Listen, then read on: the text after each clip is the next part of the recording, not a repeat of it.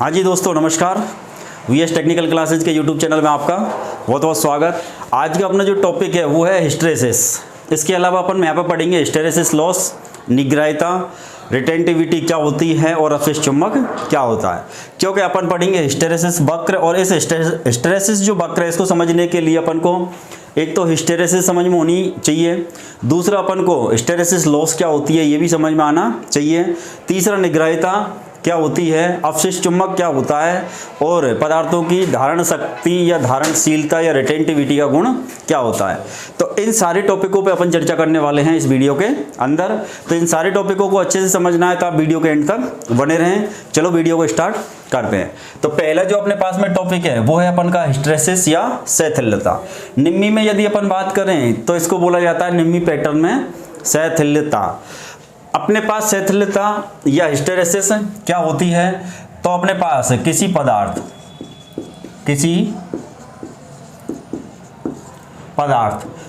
की जगह अपन को लिख के दे सकता है वो चुंबकीय पदार्थ, किसी पदार्थ, या अपन को वो क्या लिख के दे सकता है चुंबकीय पदार्थ, या फिर इसकी जगह अपन को वो लिख के दे सकता है लोह चुंबकीय पदार्थ, फेरो मैग्नेटिक पदार्थ। लोह चुंबकीय पदार्थ को ही अपन इंग्लिश में क्या बोलते हैं, फेरोमैग्नेटिक पदार्थ। तो इन तीनों नामों में से कोई सा भी नाम अपने सामने आ सकता है, किसी पदार्थ को भी लिख सकता है वो, या फिर अपन को लिख सकता है किसी चुंबकीय पदार्थ, या फिर अपन को लिख सकता है किसी लोह चुंबकीय पदार्थ। तो किसी पदार्थ या चुंबकीय पदार्थ या लोह चुंबकीय पदार्थ पर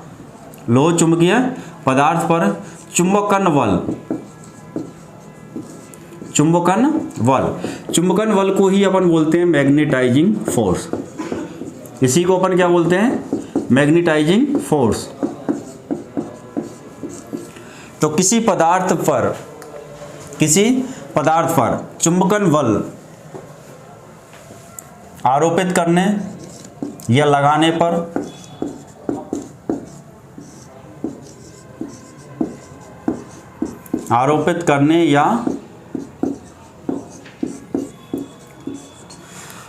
पर एवं हटाने पर, मतलब अपन चुंबकन बल लगाएं और हटा दें। तो किसी पदार्थ पर चुंबकन बल आरोपित करने पर एवं हटाने पर पदार्थ में चुंबकत्व, जिसको अपन दर्शाते हैं V से, और चुंबकन जो बल है इसको अपन दर्शाते हैं H से। चुंबकत्व का पिछड़ने का गुण हिस्टेरेसिस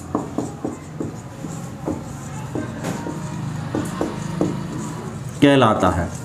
तो हिस्टेरेसिस की जो परिभाषा है वो क्या है अपने पास में, कि भाई किसी पदार्थ को या किसी चुंबकीय पदार्थ को या किसी लोह चुंबकीय पदार्थ पर चुंबकन बल मैग्नेटाइजिंग फोर्स लगाने पर या आरोपित करने पर एवं हटाने पर, मतलब किसी पदार्थ के ऊपर अपन ने चुंबकन बल लगाया और उसके बाद उसको हटा लिया। तो किसी पदार्थ पर चुंबकन बल आरोपित करने पर एवं हटाने पर एक चुंबकत्व का गुण पैदा होगा उस पदार्थ के अंदर, और उस चुंबकत्व के पिछड़ने का जो गुण है, चुंबकत्व का जो गुण पैदा हुआ है उस चुंबकत्व के गुण का पिछड़ने का जो गुण है वो कहलाता है हिस्टेरेसिस या शैथिल्यता। हिस्टेरेसिस को ही अपन निम्मी पैटर्न में क्या बोलते हैं, शैथिल्यता। शैथिल्य का मतलब होता है अपन का ढीलापन। भाई अब कोई आदमी, 5 दोस्त है मान लो, वो घूमने के लिए गए, तो 5 के अंदर कोई आदमी ऐसे एक ढीले व्यवहार का या ढीले शरीर का भी रहता है, तो 4 दोस्त तो आगे आगे चलते जाएंगे, एक दोस्त जो ढीला होगा वो पिछड़ जाएगा। तो वो जो पिछड़ने का गुण है उसी को बोला जाता है शैथिल्यता, और शैथिल्यता को ही अपन इंग्लिश में बोलते हैं हिस्टेरेसिस। तो अपने पास इस चीज को अपन को समझना है चुंबक के मामले में। तो चुंबक के अंदर हिस्टेरेसिस या शैथिल्यता क्या है, तो अपने पास में मान लो कोई कोर है, अपने पास क्या है, अपने पास एक कोर है, ये कोर है। इस कोर को मान लो अपन चुंबक बना रहे हैं, तो इसके ऊपर अपन एक कॉइल लपेट देंगे। इसके ऊपर अपन क्या लपेटेंगे, एक कॉइल। इसके ऊपर अपन ने कॉइल लपेटने के बाद इसमें अपन देंगे विद्युत धारा की सप्लाई। अपन इसके अंदर क्या देंगे, विद्युत धारा की सप्लाई। जैसे ही अपन सप्लाई ऑन करेंगे तो अपने पास में चुंबकीय वाहक बल, मैग्नेटिक मोटिव फोर्स या मैग्नेटाइजिंग मोटिव फोर्स पैदा होगा। अब मैग्नेटाइजिंग मोटिव फोर्स का काम है कि फ्लक्स को गतिमान कराना। अब अपने पास में मैग्नेटाइजिंग मोटिव फोर्स Fm बराबर अपन पढ़ चुके हैं। Fm बराबर क्या होता है? Ni। N कौन है? टर्नों की संख्या, और I है अपने पास में विद्युत धारा का मान। तो अपने पास में इसके अंदर जाएगी, इस तार के अंदर जो प्रवाहित होगी विद्युत धारा का मान एम्पियर में, वो तो कौन होगा? I। और इससे कोर के ऊपर लपेटे गए जो टर्नों की संख्या है उसको अपन किससे दिखा रहे हैं? N से। इन दोनों को गुणनफल करें तो कौन बनेगा अपन का? मैग्नेटिक मोटिव फोर्स, या इसको अपन बोलेंगे चुंबकीय वाहक बल। इसके द्वारा पैदा होगा एक फ्लक्स। अब इस फ्लक्स के कारण ये जो कोर है ये क्या बनेगी? चुंबक। ये क्या बन जाएगी? चुंबक बन जाएगी। अपने पास चुंबक बन जाएगी तो एक ध्रुव इसका N बनेगा, एक ध्रुव इसका S बनेगा। विद्युत चुंबक के जो ध्रुव हैं ये निर्भर करते हैं धारा की दिशा पर। यदि अपन धारा की दिशा विपरीत कर देंगे तो चुंबक के जो ध्रुव हैं ये भी विपरीत दिशा में चेंज हो जाते हैं। तो विद्युत चुंबक के जो ध्रुव हैं ये ध्रुव किसके ऊपर निर्भर करते हैं? विद्युत धारा की दिशा पर निर्भर करते हैं। यदि अपन यहाँ से धारा की दिशा विपरीत दिशा में कर देंगे तो जिस दिशा में S बन रहा था उधर N बनेगा, जिधर N बन रहा था उधर S बनेगा। तो अभी अपन को केवल यही चर्चा करनी है यहाँ पर कि भाई अपन के पास में ये कोर चुंबक किसके कारण बनी। तो अपन ने सप्लाई दी इस कॉइल के अंदर, यहाँ पे अपन ने सप्लाई दी तो एक चुंबकीय वाहक बल उत्पन्न हुआ, और इस का जो चुंबकीय क्षेत्र बना उसी के अंदर रखी हुई है कोर या क्रोड। तो इसको अपन बोलते हैं कोर, या इसी को अपन बोलते हैं क्रोड, या इसी को अपन क्रोण। तीनों नाम इसी के हैं। तो ये क्रोण या कोर या क्रोण क्या बन जाएगी? चुंबक। कोई भी चुंबक बनेगा तो उसमें दो ध्रुव जरूर होंगे, एक ध्रुव होगा N और दूसरा S। ध्रुव है तो ध्रुव की परिभाषा अपन पहले पढ़ चुके हैं कि भाई किसी भी चुंबक का वह भाग जहाँ चुंबकीय बल रेखाओं की तीव्रता सर्वाधिक होती है उसको अपन बोलते हैं ध्रुव। तो ऐसे दो बिंदु होते हैं जिनको अपन N और S बोलते हैं। तो बल रेखाएं N से निकलेंगी और H की तरफ आएंगी। अब अपने पास में ये कोर या ये क्रोड या क्रोण, या फिर अपन बोले भाई ये जो पदार्थ है ये कब तक चुंबक बना हुआ रहेगा? ये कब तक चुंबक बना रहेगा? जब तक इसके ऊपर विद्युत धारा की सप्लाई चालू रहेगी। इसका मतलब जब तक इस पर चुंबकन बल लगा रहेगा तब तक ये कोर क्या बनी हुई रहेगी? चुंबक। लेकिन यदि इस विद्युत धारा की सप्लाई को अपन या तो बंद कर देते हैं, बंद बोले तो इसको अपन क्या कर देते हैं? विद्युत सप्लाई को ऑफ कर देते हैं, या फिर विद्युत सप्लाई ऑटोमेटिक ही ऑफ हो जाती है। तो क्या ये चुंबक बना रहेगा? जैसे ही अपने पास में विद्युत धारा की सप्लाई ऑफ होगी तो यहाँ पे ये चुंबक नहीं बना रहेगा, क्योंकि अब जो लगने वाला चुंबकन बल है उसका मान 0 हो चुका है।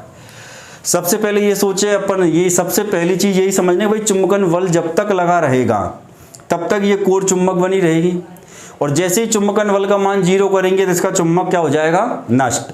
लेकिन इस कोर में से पूरी तरीका से चुंबक नष्ट नहीं होता है। चुंबक का कुछ अंश इसके अंदर बच जाता है, और जो चुंबक का अंश इसमें बचता है उसको बोला जाता है अवशिष्ट चुंबक या रेजिडुअल मैग्नेट। तो अपने इसके अंदर अवशिष्ट चुंबक क्यों बचा? क्योंकि उस चुंबकत्व में पिछड़ने का क्या था? गुण था। जो पैदा हुआ था चुंबकत्व, उस चुंबकत्व के अंदर पिछड़ने का क्या था? गुण। और किसी पदार्थ में चुंबकत्व के पिछड़ने का जो गुण है वो पदार्थ की प्रकृति पर निर्भर करता है। अलग अलग पदार्थों में चुंबक के पिछड़ने का जो गुण है वो अलग अलग होता है।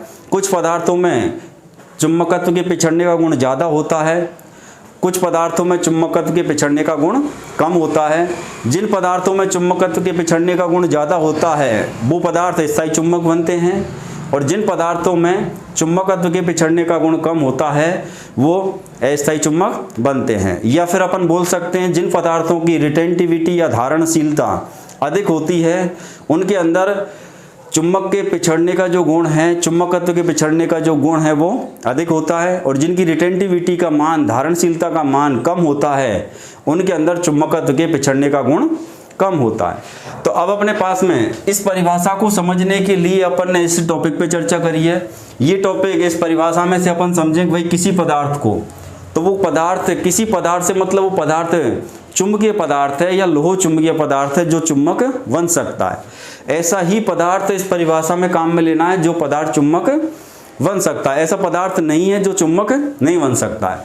तो किसी पदार्थ या किसी पदार्थ की जगह अपन को पदार्थ की जगह लिखा आ सकता है किसी चुंबकीय पदार्थ, या फिर अपन को लिखा आ सकता है किसी लोह चुंबकीय पदार्थ पर। लोह चुंबकीय पदार्थ पर चुंबकन बल या मैग्नेटाइजिंग फोर्स आरोपित करने पर या लगाने पर। ये एक पदार्थ है, अपन ने मान लिया कि भाई ये जो कोर है ये किसकी है, नर्म लोहा की, या फिर अपन मान लें भाई ये कोर अपने पास सिलिकॉन स्टील की है। तो पदार्थ के रूप में अपने पास में कौन है, नर्म लोहा है या फिर सिलिकॉन स्टील है।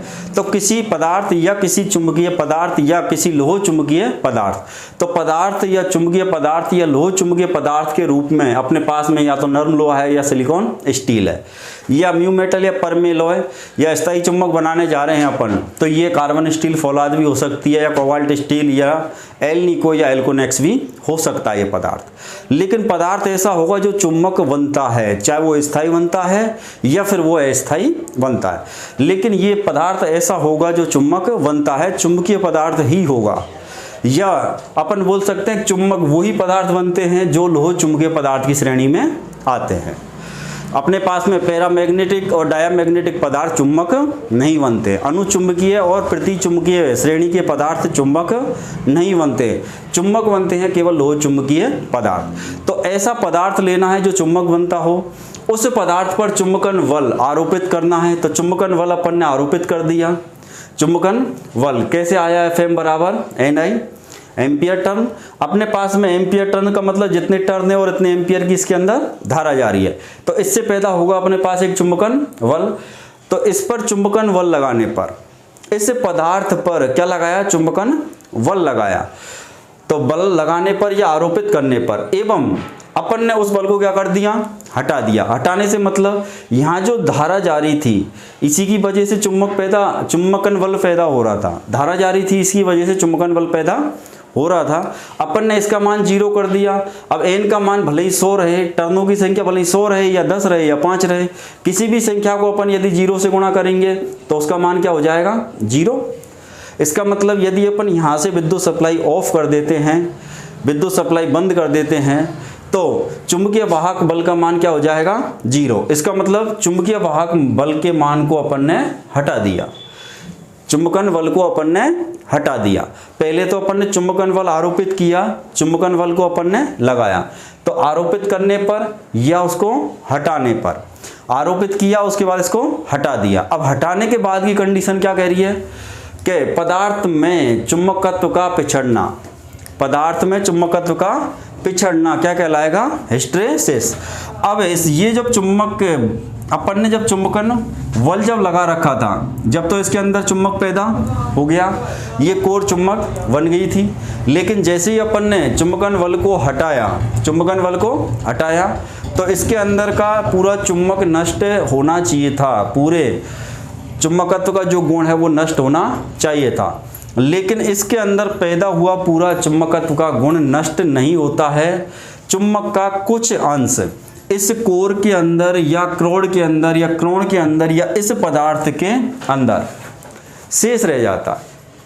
किसके कारण, क्योंकि उसमें पिछड़ने का क्या है, गुण है। इस पदार्थ में चुंबकत्व के पिछड़ने का गुण है, और ये जो गुण होता है यही कहलाता है हिस्टेरेसिस। अब बहुत से पदार्थों के अंदर हिस्टेरेसिस का मान अधिक होता है, बहुत से पदार्थों में हिस्टेरेसिस का मान कम होता है। हिस्टेरेसिस का मतलब चुंबकत्व का पिछड़ने का गुण होता है, हिस्टेरेसिस या शैथिल्यता। तो ये गुण इन पदार्थों में पाया जाता है। जिसके अंदर ये गुण ज़्यादा रहेगा वो स्थायी चुंबक बनेंगे, जिनके अंदर ये कम रहेगा वो अस्थायी चुंबक बनेंगे। तो अब अपने पास में एक नया शब्द आया है, अवशिष्ट चुंबक। तो अवशिष्ट चुंबक की अपने पास परिभाषा पहले भी अपन चर्चा कर चुके हैं, और इस टॉपिक को समझने के लिए भी अपन यहाँ पे लिख लेते हैं भाई अवशिष्ट चुंबक क्या है।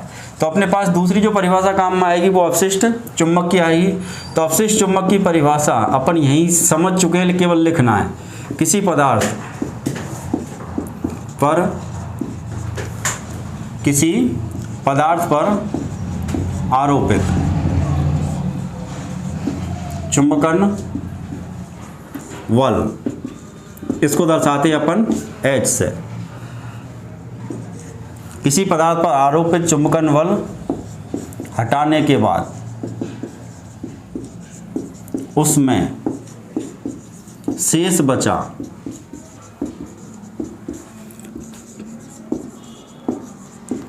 चुंबकत्व का अंश, पूरा चुंबकत्व नहीं बचेगा लेकिन उसका कुछ अंश बच जाएगा, और वो बचा हुआ जो अंश है वो अवशिष्ट चुंबक कहलाता है। तो अवशिष्ट चुंबक कौन कहलाया कि किसी पदार्थ पे अपन ने चुंबकन बल आरोपित किया और आरोपित करने के बाद उसको अपन ने हटा लिया। तो किसी पदार्थ पर आरोपित चुंबकन बल को हटाने के बाद जब तक लगा हुआ है जब तक तो वो पूरा शक्तिशाली चुंबक बना हुआ है, लेकिन चुंबकन बल हटाने के बाद उस पदार्थ में शेष बचा चुंबक का जो गुण है, शेष बचा चुंबकत्व का जो गुण है, उस अंश को शेष बचा जो चुंबकत्व है, इसका जो अंश बच गया उस अंश को ही, पूरा चुंबक तो नहीं बचा, चुंबक तो नष्ट हो गया, लेकिन उस चुंबकत्व का कुछ अंश इस पदार्थ में बच जाता है, और इसमें बचा हुआ जो अंश है उसको अपन बोलते हैं अवशिष्ट चुंबक।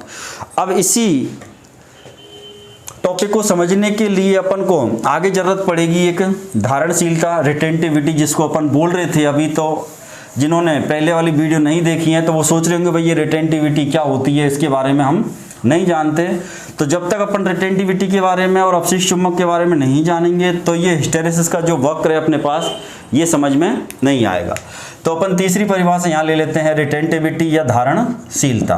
धारणशीलता को ही अपन इंग्लिश में रिटेंटिविटी। तो धारणशीलता या रिटेंटिविटी क्या होती है, तो किसी पदार्थ का, अब इस पदार्थ की जगह चुंबकीय पदार्थ भी लिखा हो सकता है या लोह चुंबकीय पदार्थ भी लिख के दे सकता है। इन चीज़ों को ध्यान रखना, पदार्थ भी लिखा आ सकता है, चुंबकीय पदार्थ भी आ सकता है और लोह चुंबकीय पदार्थ भी आ सकता है। तो किसी पदार्थ के अवशिष्ट चुंबक को ग्रहण करने का गुण, अवशिष्ट चुंबक को ग्रहण करने का गुण क्या कहलाता है, रिटेंटिविटी या धारणशीलता या धारणा शक्ति। तो अपने पास में धारणा शक्ति या रिटेंटिविटी क्या होती है, तो किसी पदार्थ के अवशिष्ट चुंबक को ग्रहण करने का गुण। जैसे अपन ने ये तो पढ़ लिया कि भाई शेष चुंबक का अंश बचेगा, लेकिन कुछ पदार्थों में बचने वाला जो अंश है वो ज़्यादा रहेगा, कुछ पदार्थों में चुंबक का बचने वाला अंश कम होता है, लेकिन ये निर्भर करेगा पदार्थ की प्रकृति पर। कुछ पदार्थ ऐसे होते हैं जो चुंबक का बहुत सारा अंश बचा लेते हैं, कुछ ऐसे होते हैं जो चुंबक का थोड़ा बहुत ही अंश बचा पाते हैं। ये चुंबक के अंश को बचाने का जो गुण है, चुंबकत्व के जो गुण हैं उसको बचाने का जो गुण है वो कहलाता है अपन की रिटेंटिविटी या अपन बोलेंगे धारणशीलता। तो किसी पदार्थ के अवशिष्ट चुंबक को ग्रहण करने का गुण क्या कहलाता है, तो इसको अपन बोलेंगे रिटेंटिविटी या धारणशीलता। तो रिटेंटिविटी या धारणशीलता क्या होती है, तो किसी पदार्थ का अवशिष्ट चुंबक को ग्रहण करने का गुण वो कहलाता है रिटेंटिविटी। अब अपने पास में एक और परिभाषा की जरूरत पड़ेगी अपन को इसी वक्र को समझने के लिए, उसको अपन बोलते हैं हिस्टैरिसीस लॉस। क्या बोलते हैं, हिस्टैरिसीस लॉस, या इसको अपन बोलेंगे शैथिल्य क्षति या शैथिल्य हानि। तो हिस्टैरिसीस जो लॉस है इसी को अपन शैथिल्य क्षति या इसी को अपन शैथिल्य हानि के नाम से जानते हैं। आगे अपन जितनी भी विद्युत मशीनें पढ़ेंगे जिनमें विद्युत चुंबक पैदा होगा उन मशीनों के अंदर और अपन इसको डिटेल से समझेंगे, लेकिन अभी अपन को केवल इसको एक परिचय के रूप में या परिभाषा के रूप में जानना है कि हिस्टैरिसीस लॉस होता क्या है। बहुत इंपॉर्टेंट टॉपिक है हिस्टैरिसीस लॉस, थ्योरी में अब बहुत लास्ट तक चलेगा। तो अपने पास में हिस्टैरिसीस लॉस क्या है, तो हिस्टैरिसीस लॉस की परिभाषा है कि भाई किसी पदार्थ को या किसी चुंबकीय पदार्थ को या किसी लोह चुंबकीय पदार्थ को बार बार, एक बार नहीं बार बार चुंबकित करने पर, चुंबकित या इसको अपन बोलेंगे मैग्नेटाइज करने पर, चुम्बकित एवं विचुम्बकित करने पर, चुम्बकित एवं विचुम्बकित, या अपन बोलेंगे मैग्नेटाइज और डीमैग्नेटाइज करने पर,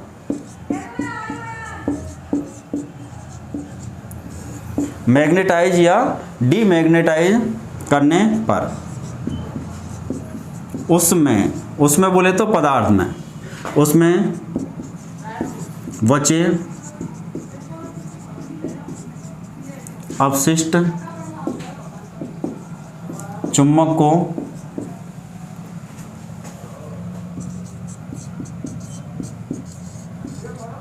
नष्ट करने में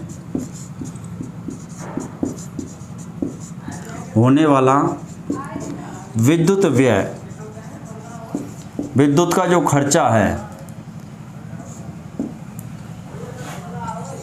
विद्युत जो व्यय है उसको अपन बोलते हैं शैथिल्य क्षति, या इसी को अपन बोलेंगे शैथिल्य हानि, या फिर इसी को अपन बोलेंगे हिस्टैरिसीस लॉस। तो हिस्टैरिसीस लॉस किसको कहा जाता है? तो ये चीज़ अपन पढ़ चुके हैं कि कोई भी पदार्थ है, चुंबकीय पदार्थ है या लोह चुंबकीय पदार्थ है, उसके ऊपर चुंबकन बल लगाएंगे तो वो चुम्बक बनेगा, लेकिन चुंबकन बल हटाने के बाद उसका चुम्बक का जो गुण है वो पूरी तरीके से नष्ट होना चाहिए था, लेकिन ऐसा वास्तविक रूप में होता नहीं है। भाई चुम्बक उसमें कब बना? जब अपन ने चुंबकन बल लगाया। जब अपन ने चुंबकन बल हटा लिया तो इसका चुम्बक का जो गुण है, चुम्बकत्व है, वो नष्ट होना चाहिए था, लेकिन इसके चुम्बकत्व का गुण पूरी तरीके से नष्ट नहीं होता है, इसमें कुछ अंश बच जाता है। अब अपने पास में बचा हुआ जो अंश है किसी पदार्थ में, अपशिष्ट चुम्बक का जो बचा हुआ जो अंश है, इस अंश को ही अपन क्या बोल रहे हैं? अपशिष्ट चुम्बक। इस अंश को ही अपन क्या बोल रहे हैं? अपशिष्ट चुम्बक। और अपशिष्ट चुम्बक को धारण करने का जो गुण है, ग्रहण करने का जो गुण है, वो कहलाता है रिटेंटिविटी। तो हर पदार्थ के अंदर रिटेंटिविटी होती है, अपशिष्ट चुम्बक को ग्रहण करने का गुण होता है, किसी में कम होता है और किसी में ज़्यादा होता है। तो ये कोर अपशिष्ट चुम्बक तो ग्रहण करेगी, लेकिन अपन ने अब देखना है कि भाई हिस्टैरिसीस लॉस कैसे होता है। तो किसी पदार्थ को बार बार चुम्बकित मैग्नेटाइज करेंगे, मतलब इसको अपन बार बार चुम्बक बनाएं, फिर बल को हटा लें, फिर अपन चुम्बक इसको बनाएं, चुम्बक बनाएं मतलब इसको मैग्नेटाइज करें, फिर अपन चुंबकन बल को हटा लें, इसका मतलब डीमैग्नेटाइज करें। तो बार बार इसको मैग्नेटाइज और डीमैग्नेटाइज करने पर, या फिर अपन निम्मी पैटर्न में बोलेंगे तो बार बार चुम्बकित और विचुम्बकित करने पर उसमें बचा अपशिष्ट चुम्बक। तो अपन इसको जब भी चुंबकन बल लगाएंगे फिर हटाएंगे तो अपशिष्ट चुम्बक तो इसमें बचेगा, लेकिन एक बार इसको चुम्बकित अपन कर दें, उसके बाद इसको अपन वापस से विचुम्बकित कर दें तो क्या बच गया? अपशिष्ट चुम्बक बच गया। अब इसको यदि अगली बार अपन फिर से इसको चुम्बकित करें, फिर से इसको मैग्नेटाइज करें, फिर से इसको चुम्बक बनाएंगे, तो ये जो पहले का बचा हुआ जो चुम्बक है, पहले का जो बचा हुआ जो चुम्बक है उसको पहले वो नष्ट करेंगे। तो उसको नष्ट करने में विद्युत धारा का अपन को लॉस होता है, विद्युत धारा खर्च होती है जो अपने कहीं उपयोग में नहीं आती है। भाई ये अपशिष्ट चुम्बक अपन ने बचाया नहीं है, ये तो इस पदार्थ की प्रकृति थी कि भाई तुमने मेरे को चुम्बक बनाया है, जिस दिन तुम मेरे को छोड़ के जाओगे तो मैं कुछ अंश, जिस समय तुम मेरे को छोड़ोगे तो उस चुम्बक का कुछ अंश मैं अपने अंदर ही रखूंगा, उसको मैं नहीं छोड़ूंगा। लेकिन वापस से जब इसको चुम्बक बनाएंगे तो वो पहले जो बचा हुआ अंश है, पहले बचा हुआ जो अंश है चुम्बक का, जिसको अपन बोल रहे हैं अपशिष्ट चुम्बक, उस बचे हुए अंश को नष्ट करने में विद्युत धारा खर्च होती है। और किसी कोर में या किसी पदार्थ में बचे हुए अपशिष्ट चुम्बक को नष्ट करने में, अपशिष्ट चुम्बक को नष्ट करने में होने वाला विद्युत का व्यय, विद्युत का जो खर्चा है, उसको अपन बोलते हैं शैथिल्य क्षति या शैथिल्य हानि या हिस्टैरिसीस लॉस। तो हिस्टैरिसीस लॉस क्या है? तो किसी पदार्थ को बार बार मैग्नेटाइज और डीमैग्नेटाइज करने पर, किसी पदार्थ को बार बार मैग्नेटाइज और डीमैग्नेटाइज करने पर उस पदार्थ में या कोर में या क्रोड में या क्रोण में बचा हुआ अपशिष्ट चुम्बक को नष्ट करने में होने वाला विद्युत व्यय, ये कहलाता है अपन का हिस्टैरिसीस लॉस। अब इस हिस्टैरिसीस लॉस के बाद अपने पास एक और परिभाषा है वो है अपन की निग्राहिता, वो है अपन की निग्राहिता, या इसी को बोला जाता है कॉर्सेविटी। इसी को अपन क्या बोलते हैं? कॉर्सेविटी। तो अब अपन को समझना है निग्राहिता को। अब निग्राहिता क्या है? तो अपन के पास में चुंबकन बल समझ में आ गया, अपशिष्ट चुंबक समझ में आ गया, इसको अपन मैग्नेटाइज करें मतलब इसको अपन चुंबक बनाएं, फिर इस पे अपन विचुंबकित करें मतलब इसको अपन चुंबक बल को हटा लें। तो मैग्नेटाइज और डीमैग्नेटाइज जब भी करेंगे तो इस कोर के अंदर क्या बचेगा? अपशिष्ट चुंबक बचेगा। उस अपशिष्ट चुंबक को नष्ट करने में होने वाला विद्युत खर्च, विद्युत का जो व्यय है, विद्युत का जो व्यय है, विद्युत का जो खर्चा है, वो तो कहलाता है हिस्टैरिसीस लॉस। लेकिन निग्राहिता क्या है भाई? विद्युत का जो व्यय हुआ है, विद्युत गई है, तो इसका मतलब यहाँ चुंबकन बल लगा है। अपशिष्ट जो चुंबक बच गया है, इसको नष्ट करने के लिए आवश्यक चुंबकन बल की मात्रा, लेकिन उस चुंबकन बल को बोला जाता है प्रति चुंबकन बल, क्योंकि वो चुंबक बनाने नहीं जा रहा है। जो चुंबक बनाने के लिए गया था उसको तो अपन ने चुंबकन बल बोला है, जो चुंबक बनाने के लिए गया था उसको तो अपन ने क्या बोला है? चुंबकन बल। लेकिन एक बार इसको चुंबक बनाया, फिर इसको अपन ने वापस से इसका चुंबकत्व नष्ट कर दिया, एक बार इसको मैग्नेटाइज किया, फिर वापस से इसको डीमैग्नेटाइज कर दिया। तो एक बार मैग्नेटाइज किया और वापस से जब डीमैग्नेटाइज किया, तब इसके अंदर क्या बच गया? अपशिष्ट चुंबक। उस अपशिष्ट चुंबक को नष्ट करने में विद्युत का खर्चा हो गया, तो विद्युत का जो खर्चा हुआ वो तो बना अपन का हिस्टैरिसीस लॉस। लेकिन निग्राहिता क्या है? तो उस अपशिष्ट चुंबक को नष्ट करने के लिए भी चुंबकन बल लगाना पड़ता है, और उस बल को चुंबकन बल नहीं बोलते, उसको बोला जाता है प्रति चुंबकन बल। और किसी कोर में बचे हुए अपशिष्ट चुंबक को नष्ट करने के लिए, मान लीजिए कोर है, इस कोर में अपशिष्ट चुंबक बचा हुआ है, इस अपशिष्ट चुंबक को अपन को क्या करना है? नष्ट। इसको नष्ट करने के लिए आवश्यक प्रति चुंबकन बल की मात्रा, इसको नष्ट करने के लिए कितना प्रति चुंबकन बल की आवश्यकता पड़ेगी, उस प्रति चुंबकन बल की मात्रा को अपन बोलते हैं निग्राहिता। और इस निग्राहिता को, प्रति चुंबकन बल को अपन दिखाते हैं माइनस H से। और केवल यदि चुंबकन बल होता तो उस चुंबकन बल को अपन किससे दिखाते हैं? H से। तो चुंबकन बल को तो अपन दर्शा रहे हैं H से, लेकिन प्रति चुंबकन बल को अपन दर्शाते हैं माइनस H से।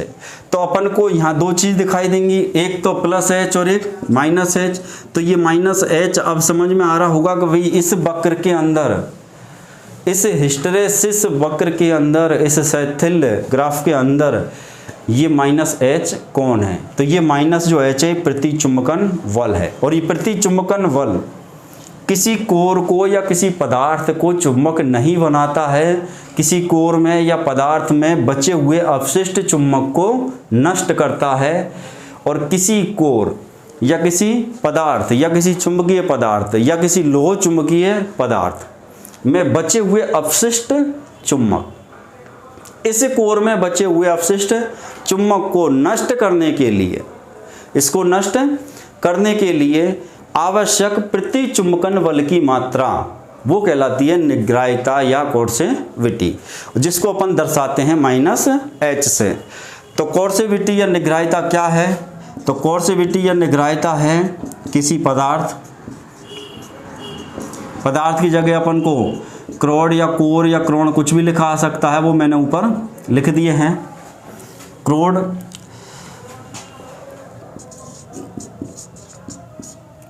क्रोड या क्रोण में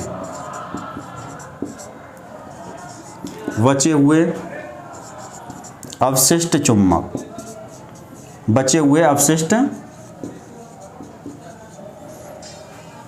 चुंबक या चुंबकत्व भी लिखा आ सकता है।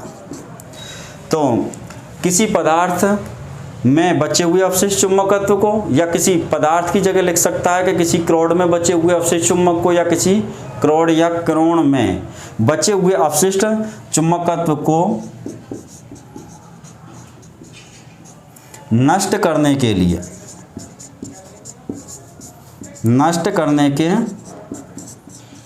लिए आवश्यक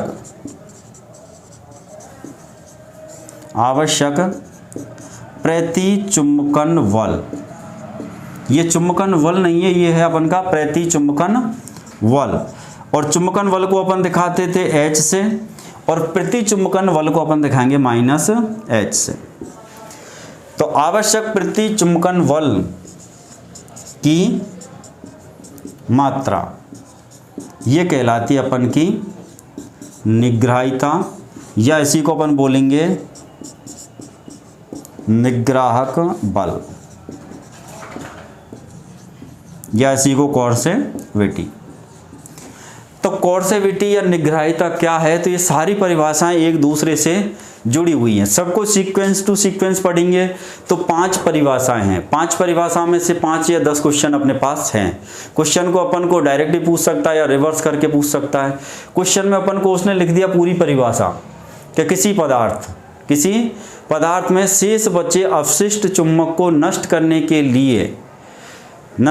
के लिए आवश्यक प्रतिचुंबकन बल की मात्रा क्या कहलाती है। ऑप्शन में अपन को वो लिख देगा हिस्टेरेसिस, ऑप्शन में लिख देगा रिटेंटिविटी, ऑप्शन में अपन को लिख देगा हिस्टेरेसिस लॉस, ऑप्शन में अपन को दे देगा निग्राहिता। तो अपन को यदि परिभाषा याद है तो अपन आंसर दे पाएंगे, यदि परिभाषा याद नहीं है तो आंसर नहीं दे पाएंगे। तो इसी टाइप से क्वेश्चन अपने पास में 5 परिभाषाओं में से किसी भी परिभाषा का क्वेश्चन बन सकता है। दूसरा अपन को क्वेश्चन इधर से भी दे सकता है कि निग्राहिता होती है अवशिष्ट चुंबक पैदा करने का गुण, या अवशिष्ट चुंबक को नष्ट करने का गुण क्या कहलाएगा, या अवशिष्ट चुंबक को नष्ट करने के लिए आवश्यक प्रतिचुंबकन बल की मात्रा। या फिर अपन को क्वेश्चन इसी निग्राहिता में से पूछ सकता है कि भाई निग्राहिता क्या है। अपन को पूछ सकता है भाई चुंबक बनाने के लिए आवश्यक चुंबकन बल की मात्रा, या चुंबक बनाने के लिए आवश्यक प्रतिचुंबकन बल की मात्रा, या फिर अवशिष्ट चुंबक को नष्ट करने के लिए आवश्यक प्रतिचुंबकन बल की मात्रा। तो मेन जो सही आंसर है वो क्या है, तो अवशिष्ट चुंबक को नष्ट करने के लिए आवश्यक प्रतिचुंबकन बल की मात्रा। या चुंबकन बल याद मत रखना, साथ में प्रति जरूर याद रखना है। निग्राहिता में चुंबकन बल नहीं है, निग्राहिता में प्रतिचुंबकन बल है। तो किसी पदार्थ में या किसी कोर या क्रोन या कोर के अंदर शेष अवशिष्ट चुंबक को नष्ट करने के लिए आवश्यक प्रतिचुंबकन बल की मात्रा निग्राहिता या कोर्सेविटी या निग्राह बल कहलाता है। तो ये 5 परिभाषाएं यदि अपन की समझ में आ गई हैं तो ये वक्र बहुत आसानी से समझ में आएगा। बाकी तो वक्र को रटना हो गया, या केवल अपन का ये है कि भाई अपन वीडियो देख रहे हैं, कोई लेना देना नहीं है।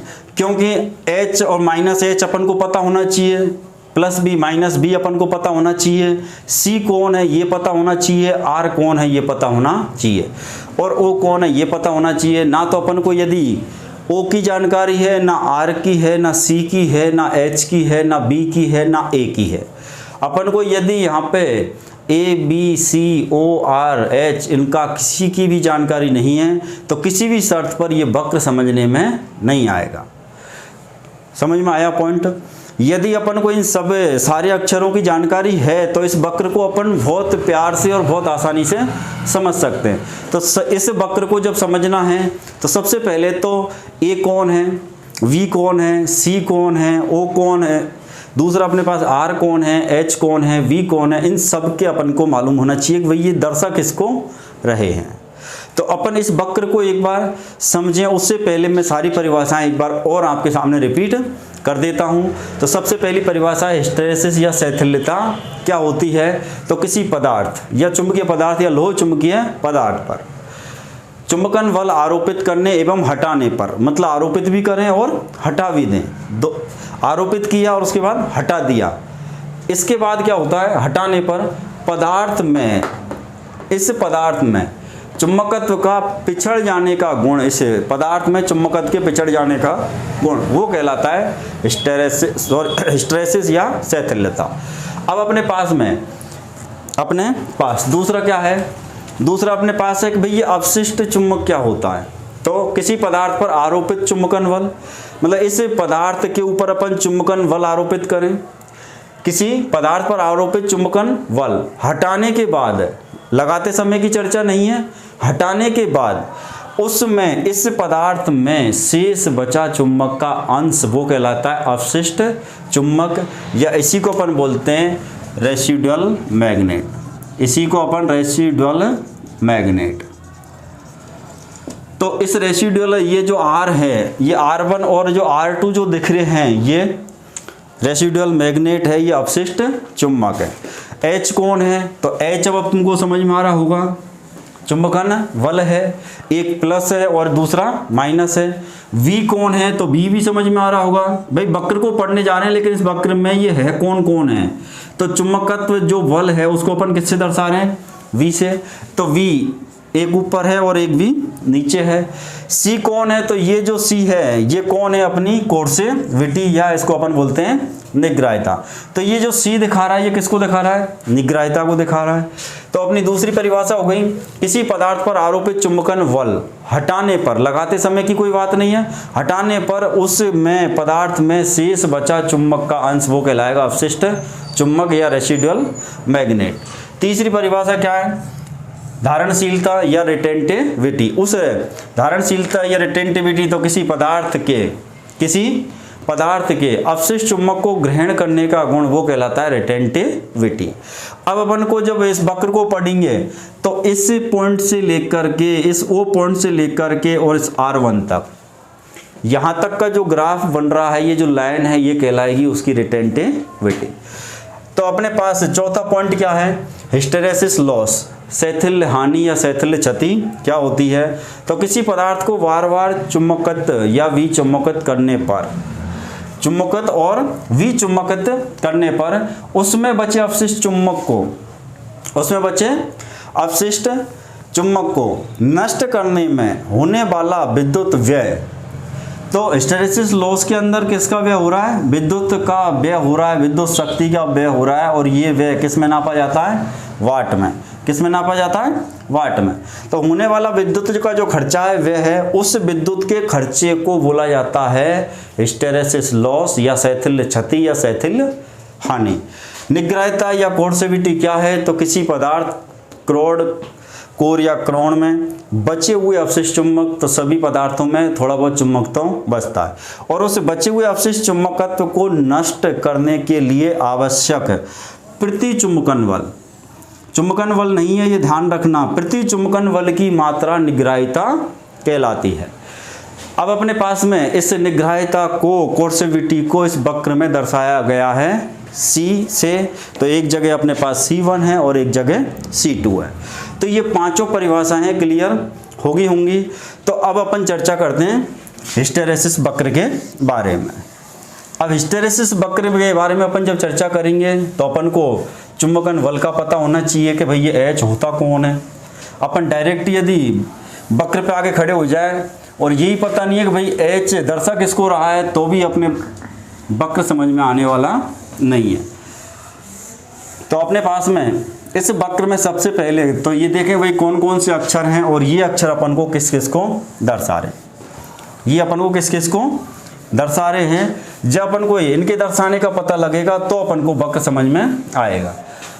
तो अपने पास इस वक्र में से भी कई क्वेश्चन अपने को निकल के आते हैं, और ये क्वेश्चन तभी समझ में आएंगे जब ये परिभाषाएं अपन को समझ में आएंगी। परिभाषाओं से ही पता लगेगा भाई H कौन है, V कौन है, C कौन है, R कौन है। अब अपन डायरेक्ट यदि पढ़ने लगे भाई के चलो भैया स्टार्ट करते हैं, अपन O से बढ़ो और A तक जाएंगे। अब A पता होना चाहिए कि कौन है। तो A अपनी है मैग्नेटिक सैचुरेशन अवस्था। A कौन है? मैग्नेटिक सैचुरेशन अवस्था। और मैग्नेटिक सैचुरेशन के बारे में अपन पहले चर्चा कर चुके हैं, लेकिन इन सब के बारे में आज वापस चर्चा इसलिए करनी पड़ रही है कि ये सारी परिभाषाएं कहाँ आ गई? हिस्टेरेसिस वक्र में। और हिस्टेरेसिस वक्र को समझना है तो ये सारी परिभाषाएं क्लियर होना, कन्फर्म होना बहुत ही जरूरी है, तब जाके अपन कहीं हिस्टेरेसिस वक्र को समझ पाएंगे। तो अब अपन को जो समझना है वो समझना है हिस्टेरेसिस वक्र, या फिर अपने को हिस्टेरेसिस वक्र क्या है, इसके बीच कौन कौन सी राशियों के संबंध के लिए हिस्टेरेसिस वक्र बनाया जाता है। यदि ये वक्र बड़ा होगा तो क्या प्रभाव पड़ेगा, छोटा होगा तब क्या प्रभाव पड़ेगा। ये सारे क्वेश्चन अब अपन के सामने आने वाले हैं। तो अपन अब चर्चा करेंगे हिस्टैरिसीस वक्र के बारे में। तो हिस्टैरिसीस वक्र क्या है? तो किसी पदार्थ, कोई भी पदार्थ है, लेकिन वो पदार्थ होना चाहिए कैसा? चुंबकीय पदार्थ या लोह चुंबकीय पदार्थ होना चाहिए। कैसा पदार्थ होना चाहिए? चुंबकीय या लोह चुंबकीय पदार्थ। एक सेकंड पानी पी लेता हूँ।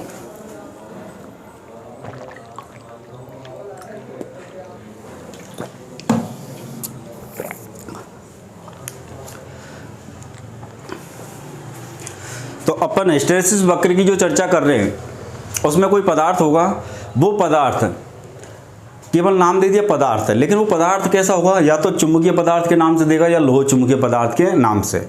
जो पदार्थ चुंबक बनते हैं उन पदार्थों के लिए ही हिस्टैरिसीस वक्र बनता है। जो पदार्थ चुंबक नहीं बनते हैं उनके लिए कोई हिस्टैरिसीस वक्र नहीं बनता है, क्योंकि जो पदार्थ चुंबक बनेगा ही नहीं उसके अंदर ना तो चुंबक पिछड़ेगा और ना वक्र बनेगा। तो चुंबक कौन से पदार्थ बनेंगे? तो लोह चुंबकीय पदार्थ ही चुंबक बनते हैं और उनके लिए ही हिस्टैरिसीस वक्र बनता है। तो सबसे पहले तो अपन चर्चा कर रहे हैं, तो ये अपने पास कौन है? O है। सबसे पहले पॉइंट में अपन चर्चा करें, ये कौन है? O। और O क्या है? तो अपने पास में ये जो O बिंदु है, O बिंदु पर सभी राशि का मान क्या होता है? 0 होता है। एक बिंदु है इसमें O, और O बिंदु पर सभी राशि का मान क्या रहता है? 0 या 0 रहेगा। O बिंदु पर सभी राशियों का मान क्या है? 0 होता है, 0 होता है। दूसरा, O से यदि अपन कहीं आगे बढ़ें तो एक आ रहा है कौन? A। अब A कौन है? तो A जो दर्शा रहा है अपन को, ये किसको दर्शा रहा है? A दर्शा रहा है अपन को सैचुरेशन, सैचुरेशन पॉइंट, या इसको अपन बोलेंगे संतृप्तता, या इसको अपन बोलेंगे संतृप्त अवस्था। उस पदार्थ का मैग्नेटिक सैचुरेशन पॉइंट है ये, जिसका अपन वक्र बना रहे हैं। उस पदार्थ का मैग्नेटिक सैचुरेशन पॉइंट है, उसका संतृप्त बिंदु है या उसकी संतृप्तता है, जिसको अपन दर्शा रहे हैं किससे? A से। दूसरा अक्षर अपने पास कौन है? V है। V अपन को इस वक्र में किसको दर्शा रहा है? तो V दर्शा रहा है अपन का चुंबकत्व बल है। ये अपन का चुंबकत्व है, मैग्नेटाइज गुण है।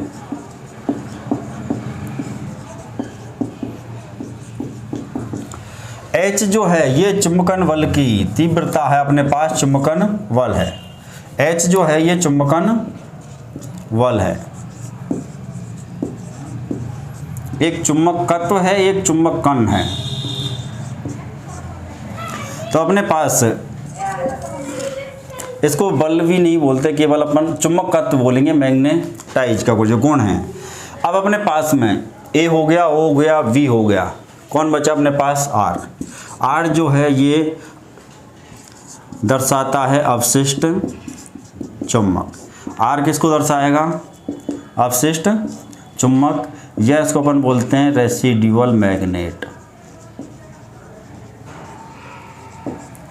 अपने पास एक है C।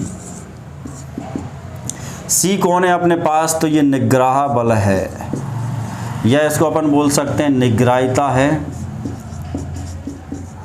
C है अपन का निग्राह बल या निग्राहिता, या इसको अपन बोलेंगे कोरोसिव फोर्स, निग्राह बल, कोरोसिव फोर्स, इसको दर्शा रहा है C।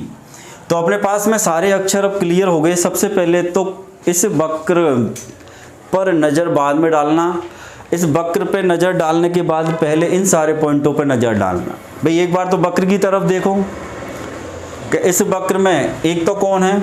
O है। ये O क्या दर्शा रहा है? तो O इस वक्र का एक ऐसा पॉइंट है, ये जो इस के बीचों बीच का जो बिंदु है, इस बिंदु को अपन दर्शा रहे हैं किससे? O से। और O एक ऐसा पॉइंट है इस वक्र का जहाँ पर सभी राशियों का मान क्या हो रहा है? 0 हो रहा है। यदि इस पॉइंट पर आते हैं तो राशि का मान क्या मानना है? 0। दूसरा अपन के पास में कौन लिया अपन ने? A।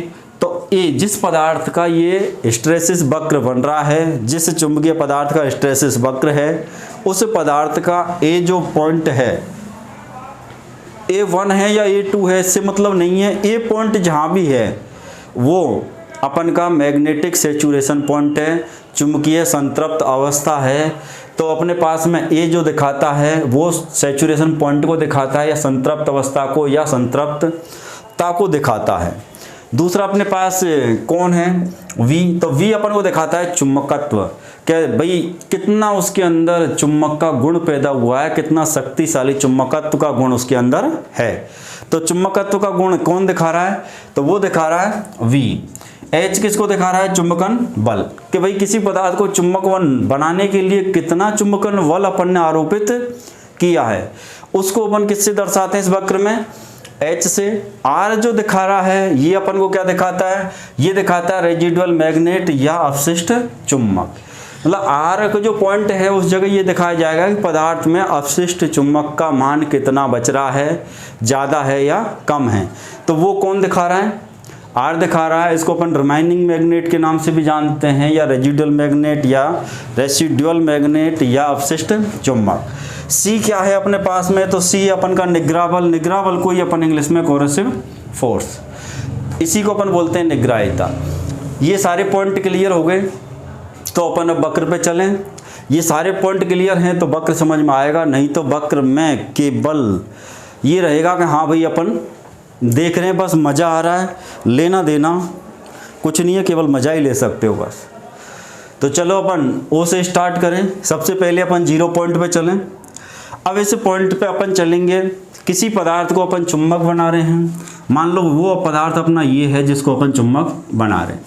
इस पर अपन को चुंबकन बल लगाना है, तो इसके ऊपर अपन ने एक कॉइल लपेट दी, इसके ऊपर अपन ने एक कॉइल लपेट दी, और इस कॉइल के अंदर अपन देंगे विद्युत धारा की सप्लाई।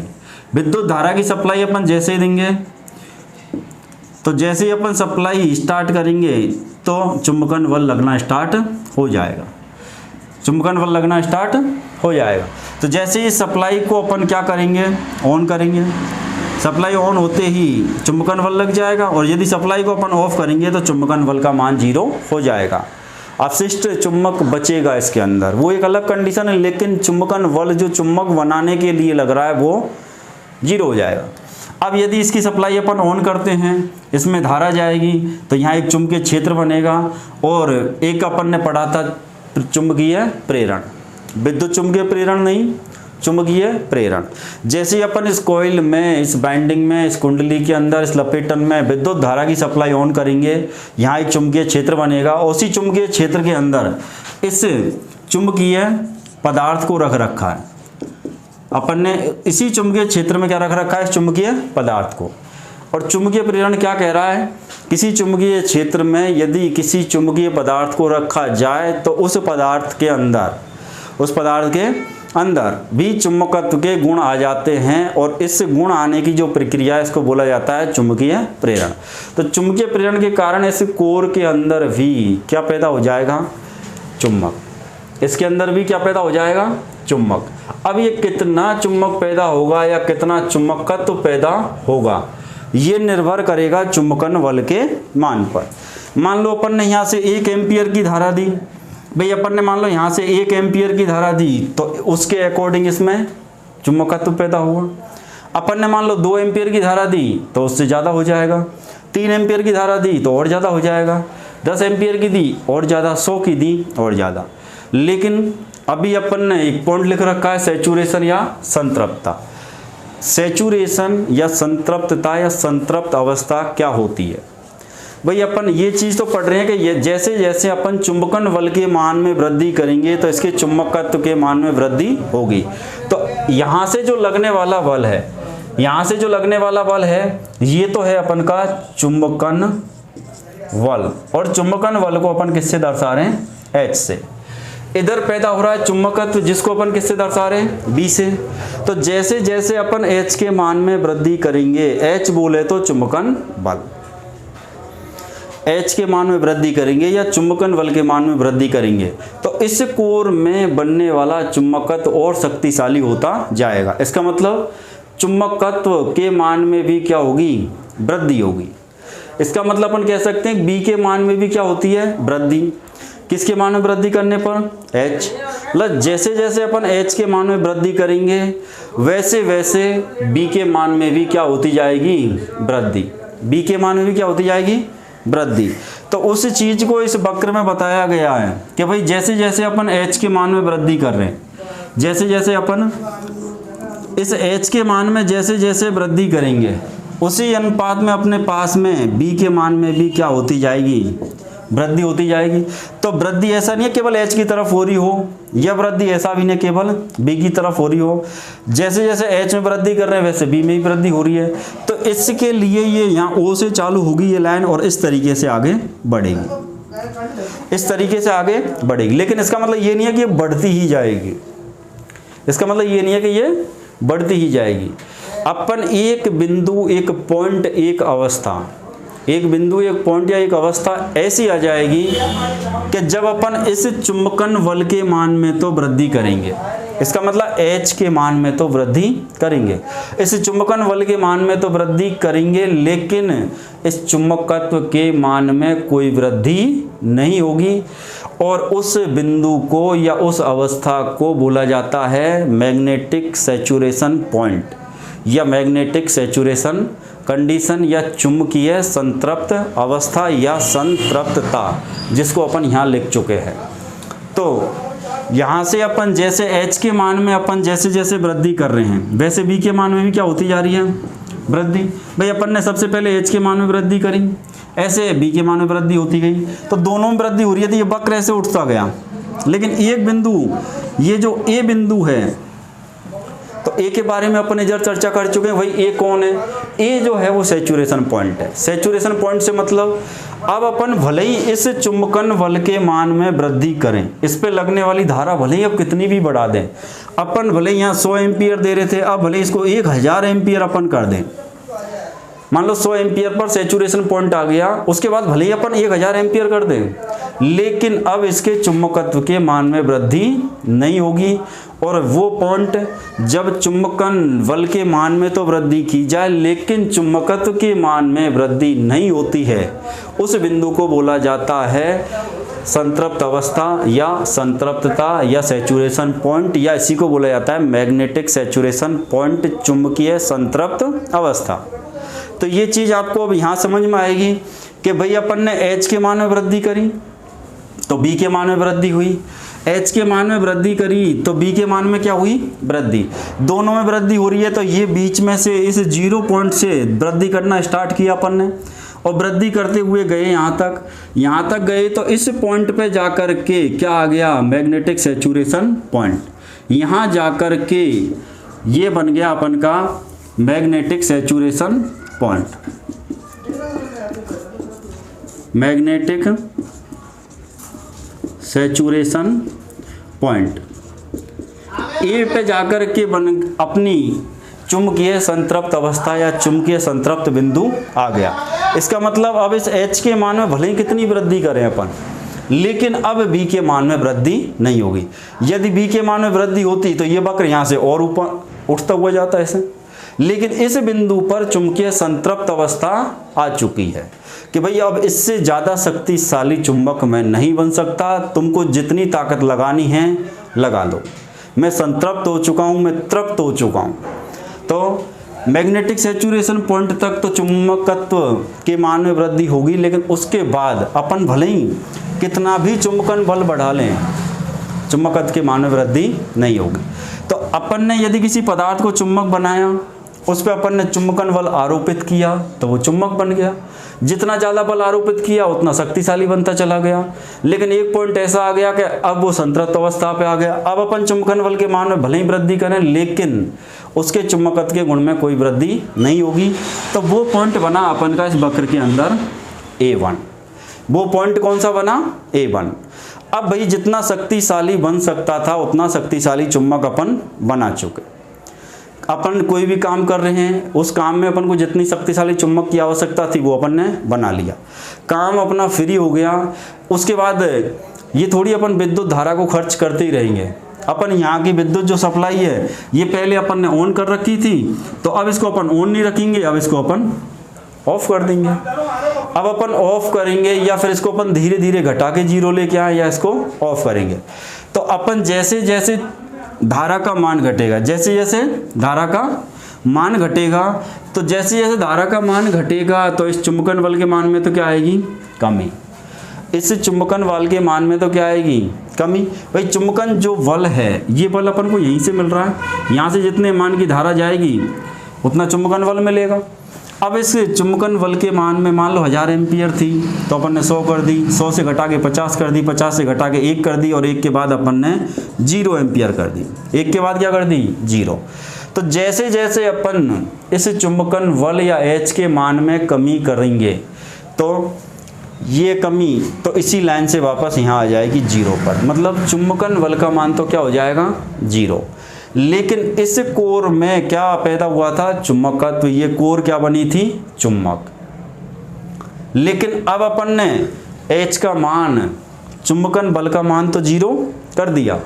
भाई चुंबकन बल जो चुंबक बना रहा था उसका मान तो 0 हो गया। तो अपन का मानना ये है कि भाई जो चुंबकत्व तो पैदा हुआ वो भी तो 0 होना चाहिए था, लेकिन वो 0 नहीं हुआ। वो चुंबकत्व का गुण पिछड़ गया, और उस चुंबकत्व के पिछड़ने के गुण को ही अपन क्या बोलते हैं, हिस्टैरिसीस या शिथिलता। तो वो पिछड़ गया तो वो 0 पे नहीं आया, चुंबकत्व का गुण 0 नहीं आया। उस पदार्थ को अपन ने चुंबक बनाया तो उसमें अवशिष्ट चुंबक रह गया। इसका मतलब चुंबकत्व का मान 0 नहीं हुआ। तो ये मान 0 पे नहीं आया, तो ये मान पीछे रह गया, और ये इस पॉइंट पे आगे 0, इस पॉइंट पे आगे 0 है। ये तो 0 का पॉइंट तो नीचे था, लेकिन ये 0 होता तो ये लाइन सीधी इसी के साथ आती, कोई दूसरी लाइन यहाँ पे नहीं बनती। भाई ये वाली जो लाइन बनी है ये चुंबक के पिछड़ने के कारण बनी है, और यहाँ से लेकर A1 से और ये R1 तक आया, इसका मान 0 नहीं आया, इसका मान 0 नहीं आया।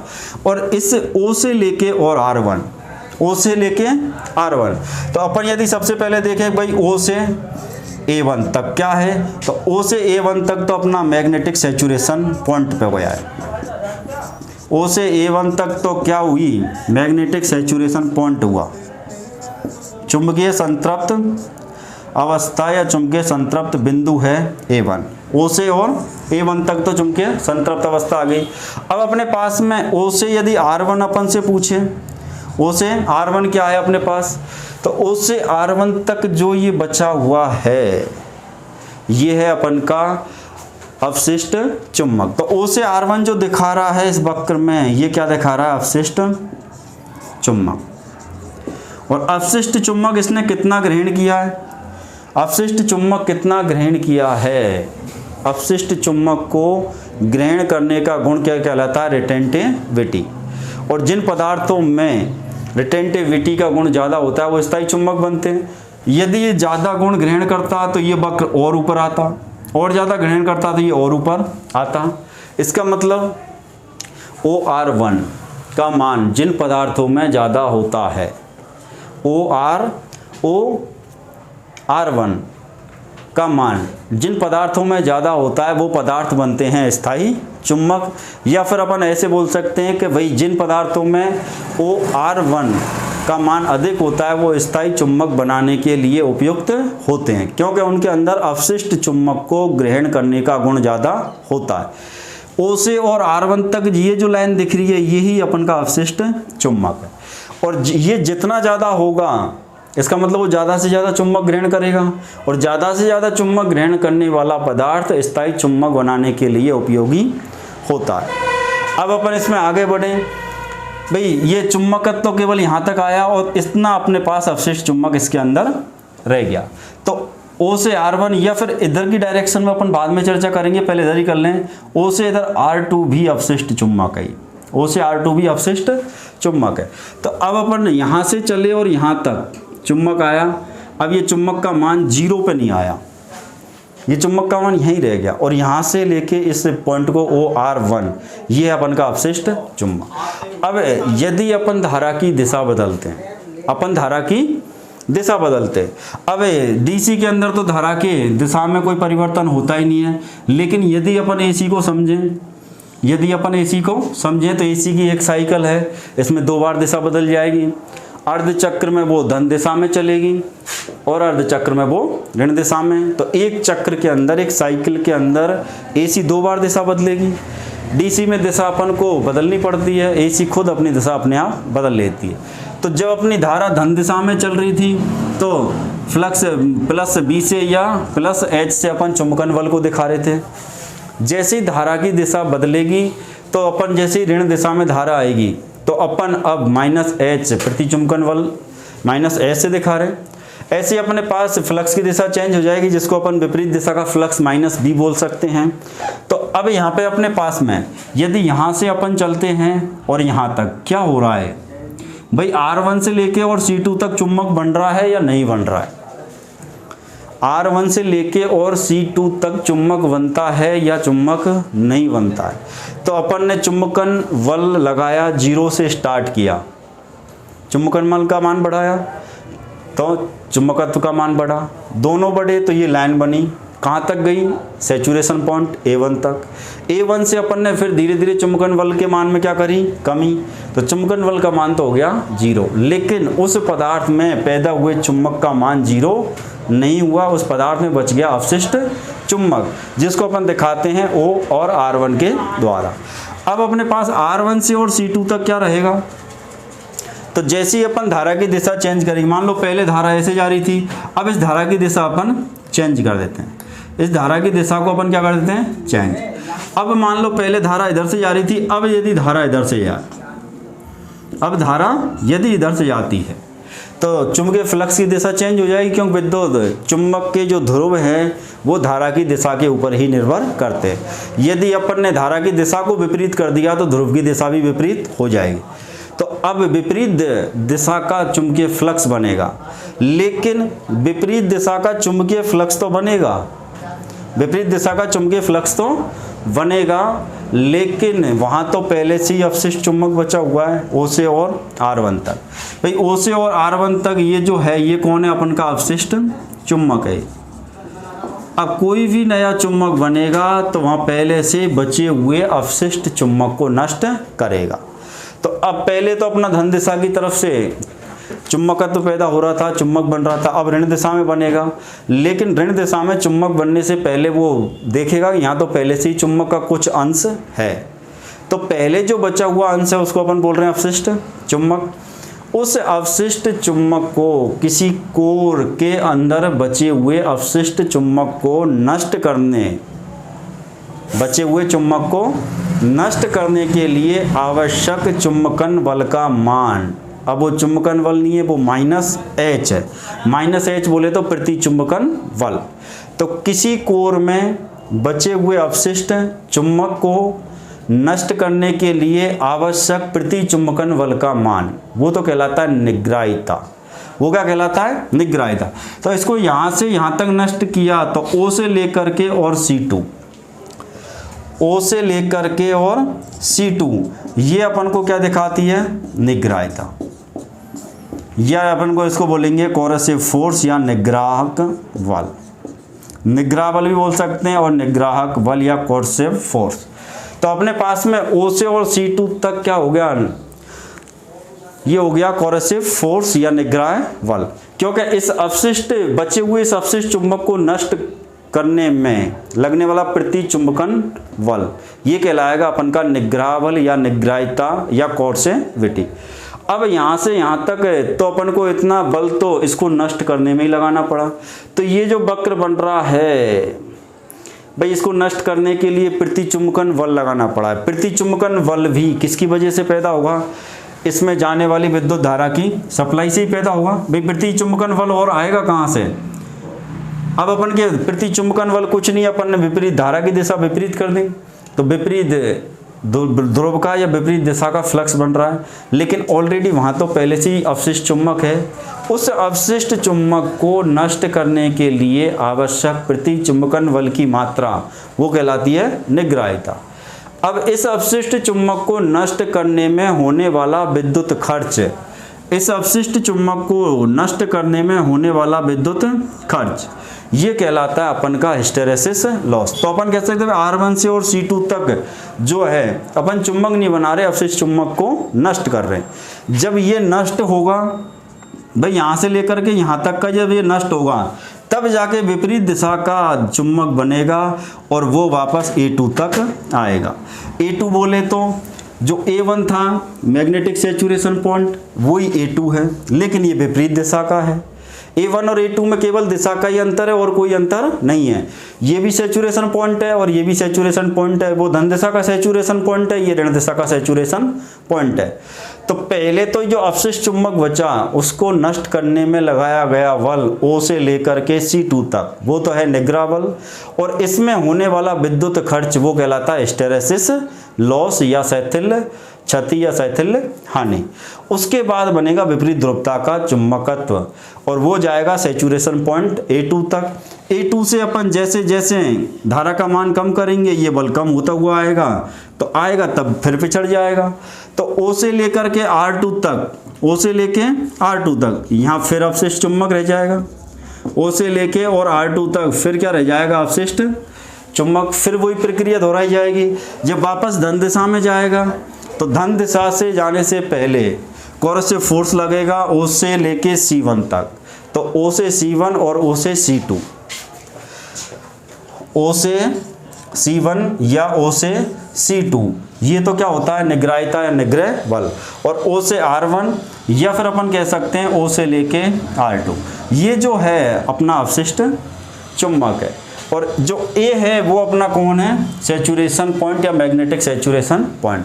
तो यहाँ से अपन जब वापस आएंगे तो अपने पास में ये आना तो चाहिए था यहाँ पे, लेकिन हर पदार्थ में चुंबक के पिछड़ने का गुण है, तो ये यहाँ नहीं जा करके जाना तो चाहिए था यहाँ पे, लेकिन यहाँ नहीं जा रहा है, यहाँ पे नहीं जा रहा है। ये पहुँचा इस बिंदु पर, इसका मतलब पिछड़ गया है। यहाँ जाता तो अपन कहते भाई एकदम साथ साथ आया, पिछड़ गया।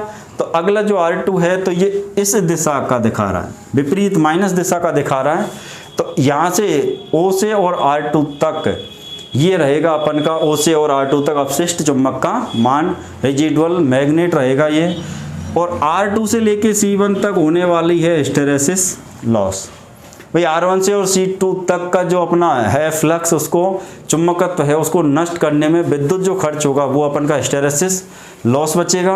और O से और C1 तक लगने वाला प्रति चुंबकन बल वो कहलाएगी अपन की निग्रायता। तब जाके वापस धन दिशा में चुंबक बन पाएगा। जब तक ये चुंबक नष्ट नहीं होगा अपशिष्ट चुंबक, जब तक धन दिशा में चुंबक नहीं बनेगा। लेकिन धन दिशा में चुंबकत्व बनने से पहले ऋण दिशा में जब चुंबक बनाया था तो उसका कुछ अंश बच गया था, तो उस अपशिष्ट चुंबक को नष्ट करना पड़ता है। और उस बचे हुए अपशिष्ट चुंबक को नष्ट करने के लिए आवश्यक चुंबकन बल की मात्रा तो निग्रायता कहलाती है। और उस अपशिष्ट चुंबक को नष्ट करने में जो विद्युत का खर्चा आता है उसको अपन बोलते हैं हिस्टेरेसिस लॉस। तो हिस्टेरेसिस लॉस हो गया। अब अपन हिस्टेरेसिस लॉस के ऊपर चर्चा करते हैं। तो हिस्टेरेसिस लॉस क्या होता है, तो हिस्टेरेसिस लॉस रहेगा अपन का, और इसको अपन किस में नापते हैं, कौन कौन से घटक हैं जो हिस्टेरेसिस लॉस को प्रभावित करते हैं। हिस्टेरेसिस लॉस मशीनों के कौन से भाग में होता है, हिस्टेरेसिस लॉस कौन कौन से घटकों से प्रभावित होता है, इसका मात्रक क्या है और इसका प्रतीक क्या है।